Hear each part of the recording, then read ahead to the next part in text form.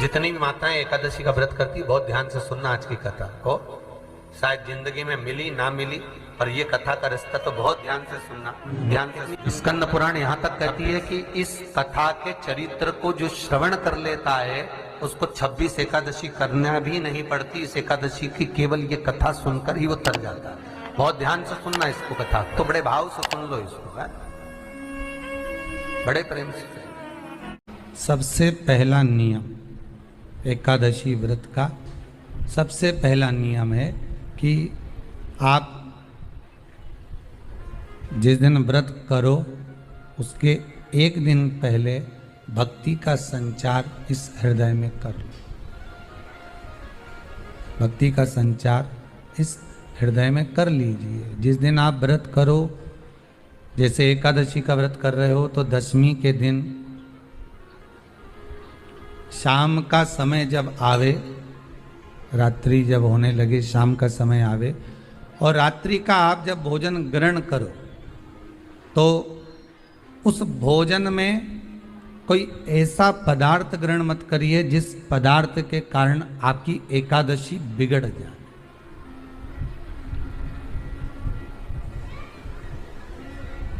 कोई बेकार भोजन में ग्रहण नहीं करना, श्रेष्ठ भोजन ग्रहण करिए दशमी के। और एकादशी का दूसरा नियम बहुत ध्यान से सुनिएगा। जिस दिन आपकी एकादशी का व्रत हो उस दिन प्रयास करिएगा कि अपने हाथ से किसी भी वृक्ष की कोई पत्ती टूटे ना। अपने हाथ से किसी भी वृक्ष की, पौधे की, किसी भी वृक्ष की पत्ती अपने हाथ से ना टूटे। बहुत ध्यान दीजिएगा महाराज। एकादशी का ये दूसरा नियम है कि अपने हाथ से किसी पौधे की, किसी वृक्ष की, किसी डाली की कोई पत्ती टूटे ना, कोई पत्ती ना टूटे, इसका प्रयास करिए।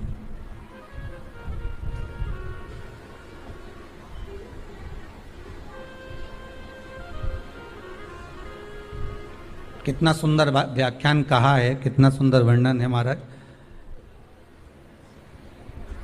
कि मात्र एकादशी का व्रत कर लेने पर, मात्र एकादशी का व्रत कर लेने पर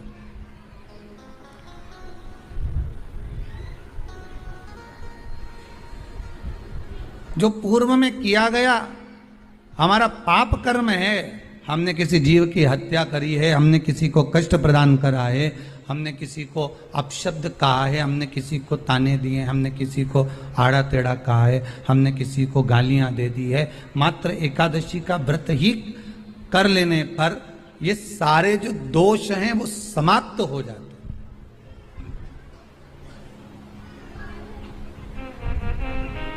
सारे दोष हमारे समाप्ति पर आ जाते हैं।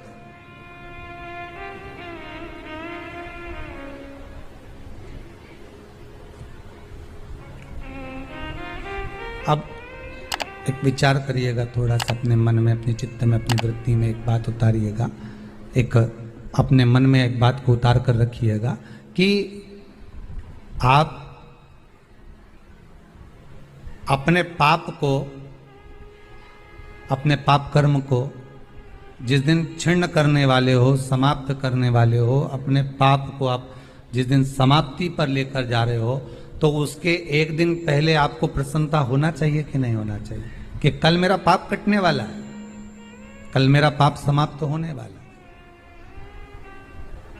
जो मैंने पाप कर्म करा है वो समाप्त होगा, जो मैंने पाप कर्म करा है वो कल समाप्त हो जाएगा। तो एक दिन पहले आपके चेहरे पर प्रसन्नता हो कि ना हो?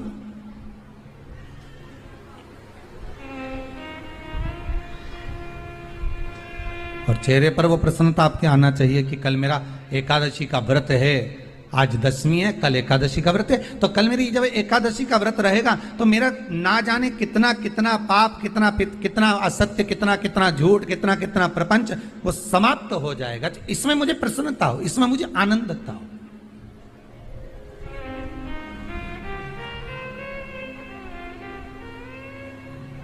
तो क्या कहा गया कि प्रयास करिएगा कि एकादशी के दिन कोई वृक्ष की, कोई डाली की, कोई कोपल की कोई पत्ती ना तोड़ी जाए। क्यों? तो कहा अगर उस पत्ती को हम तोड़ देते हैं, वृक्ष की पत्ती को या क्यारे में लगी हुई कोई डाली की पत्ती को हम तोड़ देते हैं तो एकादशी का पुण्य फल प्राप्त नहीं होता।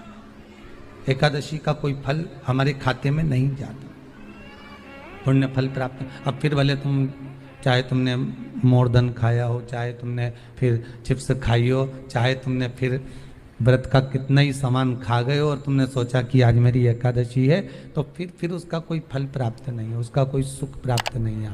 ध्यान कितनी एकादशी है? स्कंद पुराण यहां तक कहती है कि इस कथा के चरित्र को जो श्रवण कर लेता है उसको 26 एकादशी करना भी नहीं पड़ती। इस एकादशी की केवल ये कथा सुनकर ही वो तर जाता है। बहुत ध्यान से सुनना इसको, कथा तो बड़े भाव से सुन लो इसको, है? बड़े प्रेम से। इसलिए सारी एकादशियों में निर्जला एकादशी की महत्वता शास्त्र प्रमाण करता है महाराज। निर्जला एकादशी, एकादशी का उद्यापन जो करा जाता है उसका उद्यापन और प्रदोष का जो उद्यापन करा जाता है, इन दोनों का क्रम लगभग एक जैसा ही। तो निर्जला पहुंची है और निर्जला ने जाकर भगवान नारायण से निवेदन करा। भगवान विष्णु ने पूछा क्या बात है निर्जला, आज तुम खेलती हुई यहां पर आकर खड़ी हो गई, क्या हुआ क्या है? क्या तुमको गौलोक धाम में आनंद की अनुभूति नहीं हो रही जो तुम बैकुंठ में आई? निर्जला घूमती घूमती भगवान के सम्मुख में पहुंच गई। भगवान ने पूछ रहे हैं, बार बार पूछा, निर्जला हुआ क्या तुमको?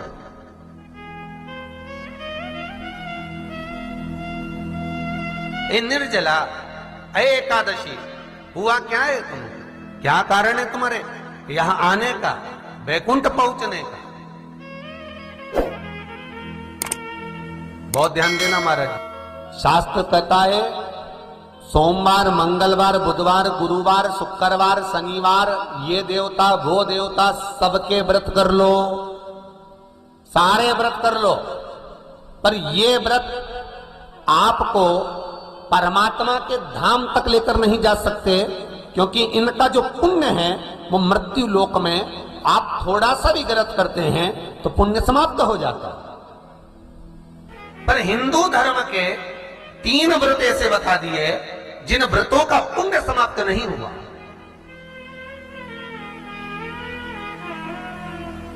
हिंदू धर्म के 3 व्रत ऐसे हो गए जिनका पुण्य समाप्त नहीं हुआ महाराज। क्यों? जिनका पुण्य प्रबलता में बढ़ता गया। पहले नंबर पर एकादशी, दूसरे नंबर पर प्रदोष और तीसरे नंबर पर शिवरात्रि। एकादशी भी 26 है तो प्रदोष भी जम के बोलते जाओ 26 है। शिवरात्रि केवल 12, केवल 12, और अगर अधिक मास की पड़ जावे तो ये 13, पर अधिक की आय तो 13 है। तो यहां शास्त्र कह रहा है कि 3 व्रत हमारे यहाँ जिनका पुण्य समाप्त नहीं हुआ, जिनका पुण्य प्रबल हुआ, बड़ा। इसलिए आज भी माता एकादशी का व्रत करती है और एकादशी का व्रत कर कर अगर कोई जीवात्मा को देते हैं, कोई मर भी गया तो उसको एकादशी का दान देते हैं। एकादशी का उसको दान किया है। महाराज निर्जला खड़ी है, पूछा क्यों आई हो, क्या कारण? निर्जला आई तब लक्ष्मी मैया उठकर निर्जला के करीब में गई। निर्जला बहुत सरल थी निर्जला। कहते हैं कामा एकादशी सबसे लंबी है। कौन सी एकादशी? कामा। फिर मोक्षदा उससे नीची है महाराज। और निर्जला जो है बिल्कुल छोटा स्वरूप है। निर्जला का मतलब देखा जाए तो केवल 2 चोटी करी हुई है। मस्तक पर भोर लगा हुआ है निर्जला के, माथे पर बिंदी लगी हुई है निर्जला के, सुंदर गले में तुलसी की मालाएं पहनी है निर्जला, हाथ में जो हाथ फूल जैसी माताएं पहले पहनती थी, आपको ध्यान में होगा, ऐसा बड़ा फूल होता था, अंगूठियां पड़ी होती थी, हाथ में ऐसा लगा रहता है। तो निर्जला हाथ फूल भी तुलसी के धारण करी। बड़ा सुंदर स्वरूप है माता निर्जला का महाराज। छोटी है तो माता लक्ष्मी उनके पास में गई और निर्जला से जाकर पूछा, निर्जला तेरे आने का कारण क्या है, तू बता। नारायण आपसे पूछ रहे हैं कि क्यों आई हो, किस लिए आई हो, क्या है तुम्हारे आने का कारण। निर्जला ने कहा, मेरी विनती केवल इतनी सी है मां कि मैं ये चाहती हूं कि मैं जीव के प्राण छूटने के बाद उसके प्राणों को जिस समय मैं लेकर जीवात्मा के प्राणों को परमात्मा तक भेजूं, वैकुंठ तक भेजूं, गौलोक धाम तक भेजूं, उस बीच में मुझे ले जाते समय कई नरक भी बीच में पड़ेंगे, कई स्थान ऐसे बैतरणी आदि के स्थान बीच में आएंगे, तो वो स्थान में मुझे रोका ना जाना, मैं सीधे भगवान के धाम पहुंच जाऊं। ऐसी कृपा, ऐसी दया। जितनी भी माताएं एकादशी का व्रत करती, बहुत ध्यान से सुनना आज की कथा को, शायद जिंदगी में मिली ना मिली, पर ये कथा का रिश्ता तो बहुत ध्यान से सुनना। स्कंद पुराण यहां तक कहती है कि इस कथा के चरित्र को जो श्रवण कर लेता है उसको 26 एकादशी करना भी नहीं पड़ती, इस एकादशी की केवल ये कथा सुनकर ही वो तर जाता है। बहुत ध्यान से सुनना इसको, कथा को। सबसे पहला नियम एकादशी व्रत का, सबसे पहला नियम है कि आप जिस दिन व्रत करो उसके एक दिन पहले भक्ति का संचार इस हृदय में करो, भक्ति का संचार इस हृदय में कर लीजिए। जिस दिन आप व्रत करो, जैसे एकादशी का व्रत कर रहे हो तो दशमी के दिन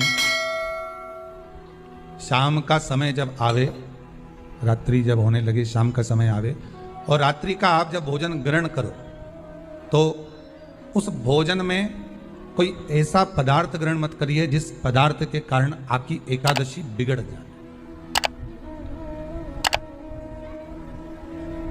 कोई बेकार भोजन में ग्रहण नहीं करना, श्रेष्ठ भोजन ग्रहण करिए दशमी।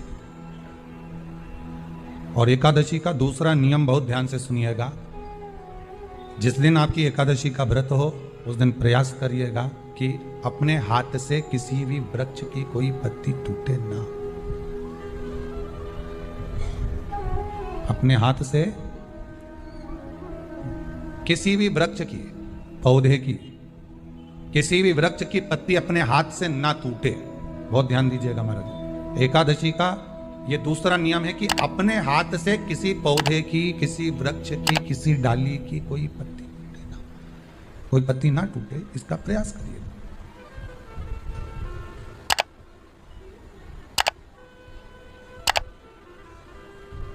कितना सुंदर व्याख्यान कहा है, कितना सुंदर वर्णन है महाराज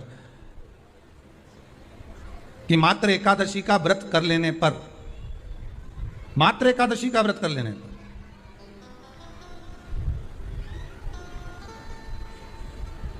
जो पूर्व में किया गया हमारा पाप कर्म है, हमने किसी जीव की हत्या करी है, हमने किसी को कष्ट प्रदान करा है, हमने किसी को अपशब्द कहा है, हमने किसी को ताने दिए, हमने किसी को आड़ा टेढ़ा कहा है, हमने किसी को गालियां दे दी है, मात्र एकादशी का व्रत ही कर लेने पर ये सारे जो दोष हैं वो समाप्त हो जाते हैं।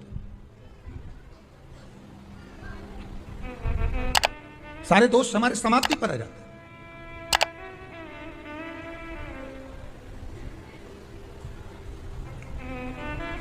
अब एक विचार करिएगा थोड़ा सा अपने मन में, अपने चित्त में, अपनी वृत्ति में एक बात उतारिएगा, एक अपने मन में एक बात को उतार कर रखिएगा कि आप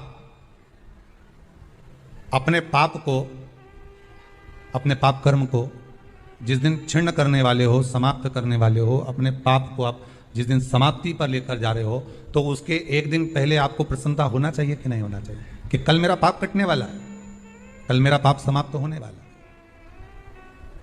जो मैंने पाप कर्म करा है वो समाप्त होगा, जो मैंने पाप कर्म करा है वो कल समाप्त हो जाएगा। तो एक दिन पहले आपके चेहरे पर प्रसन्नता हो कि ना हो?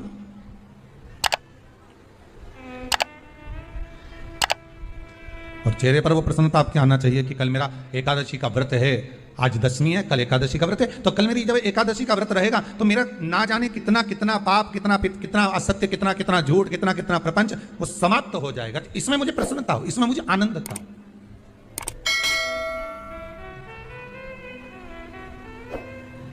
तो क्या कहा गया कि प्रयास करिएगा कि एकादशी के दिन कोई वृक्ष की, कोई डाली की, कोई कोपल की, कोई पत्ती ना तोड़ी जाए। क्यों? तो कहा अगर उस पत्ती को हम तोड़ देते हैं, वृक्ष की पत्ती को या क्यारे में लगी हुई कोई डाली की पत्ती को हम तोड़ देते हैं, तो एकादशी का पुण्य फल प्राप्त नहीं होता। एकादशी का कोई फल हमारे खाते में नहीं जाता, पुण्य फल प्राप्त। अब फिर भले तुम चाहे तुमने मोरदन खाया हो, चाहे तुमने फिर चिप्स खाई हो, चाहे तुमने फिर व्रत का कितना ही सामान खा गए और तुमने सोचा कि आज मेरी एकादशी है, तो फिर उसका कोई फल प्राप्त नहीं, उसका कोई सुख प्राप्त नहीं आपको। फिर रहे हैं वो भी श्रवण करें। एकादशी के दिन बन सके एक बेलपत्र, उस बेलपत्र के मध्य भाग में बीच वाली पत्ती पर लाल चंदन और दोनों पत्तियों पर पीला चंदन, नीचे वाली दोनों पत्तियों पर पीला चंदन, बीच वाली पत्ती पर लाल चंदन और दोनों पत्तियों पर पीला चंदन। और इसी बेलपत्र के साथ में जो लाल चंदन वाला जो पत्ती है उस पर एक श्वेत पुष्प, सफेद फूल रखकर आप अपनी कामना कर जब आपको जल चढ़ाते चढ़ाते 3 महीना, 4 महीना, 5 महीना, 6 महीना आपके हो जाए और बाबा देव अधिदेव महादेव को जल चढ़ाते चढ़ाते समय बीत जाए, तब बाबा से अपने दिल की बात कहने के लिए लाल चंदन, सफेद पुष्प, पीला चंदन दोनों पत्तियों पर अपने हाथ में लेकर कामना कर अशोक सुंदरी वाली जगह पर जब हम उसको समर्पित कर, अशोक सुंदरी वाली जगह पर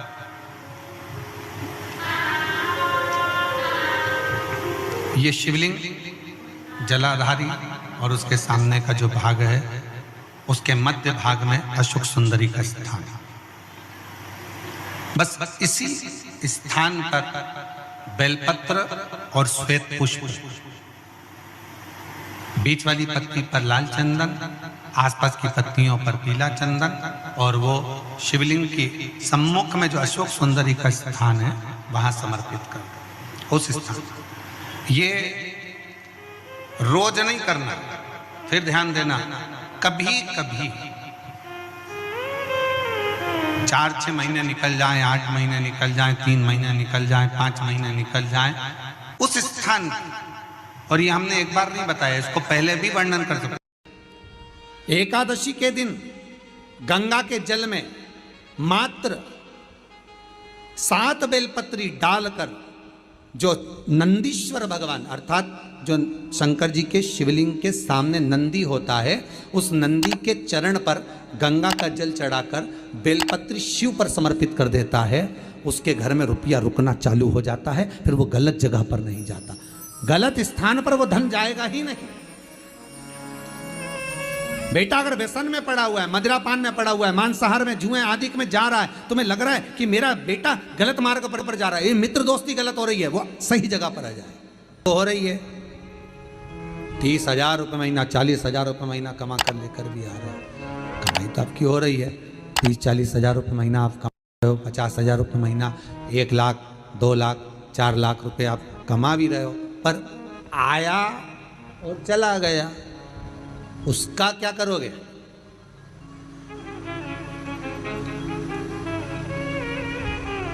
उसका करना क्या है?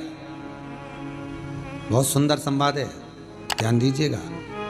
जिसके घर में कमाने वाले 2-4 हैं, पैसा तो आ रहा है पर घर में टिक नहीं रहा, डॉक्टर में, पुलिस में, एक्सीडेंट आदि में, कहीं गलत जगह पर व्यसन में अगर पैसा जा रहा है, जुए में, मांसाहार, मदिरा